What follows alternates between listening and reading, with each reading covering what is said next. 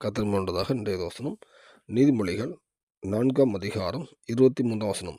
எல்லா காவலோடும் உன் இருதயத்தை காத்துக்கொள், அதனிடத்தில் நின்று ஜீவ ஊற்று புறப்படும். கர்த்தர் முன்பதாக இந்த வசனம் பார்க்கும்போது நம் இருதயத்தை காத்துக்கொள்ளும் அல்லது ஜீவ ஊற்று புறப்படும் என்று சொல்லுது.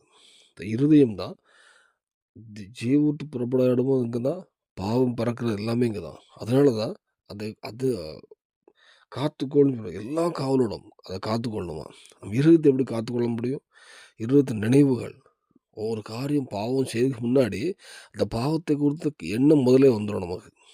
ஒரு பாவம் செய்ய முன்னாடியே அந்த பாவத்துக்கான எண்ணங்கள் வந்துடுது.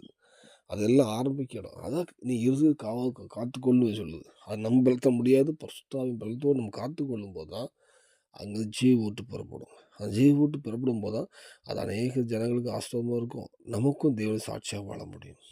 இந்த வேளையில் நம்ம இருதயம் எப்படி இருக்குது? எல்லா காவலோடும் பரிசுத்தமாக வச்சுருக்குமா? இல்லை நம்ம சிந்தை இதுக்கு இஷ்டத்துக்கு போயிட்டு இருக்குதா? அந்த இருதயத்தில் சிந்தை தான் அடுத்த கிரியையில் வரும். தவறு செய்யணும்னா முதல்ல எண்ணத்தில் வரும். அடுத்த தவறு செய்கிறாங்க. இந்த வேளையில் நம்ம இருதயத்தை ஒரு விஷயம் பரிசுத்தப்படுத்துவோம். இந்த இருதயம் கர்த்தருக்கு பிரியமான சிந்திக்கவும் அதை நோக்கி செல்லும் அர்ப்பணிப்போம். கண்டிப்பாக இந்த பூமியில் ஒரு சமாதானம் உள்ள கர்த்தர் விரும்புகிற சமாதானம், கர்த்தர் விரும்புகிற ஒரு ஆசீர்வாதம் வாழ்க்கை தருவார். பரலோகத்துக்கு ஆயத்தப்படுத்துவார். அநேக ஜனங்களை பரலோகத்துக்கு வர்றதுக்கு உங்களை பார்த்து பயன்படுத்துவார். அர்ப்பணிப்போம். கிருபை செய்வாராக. ஆமென்.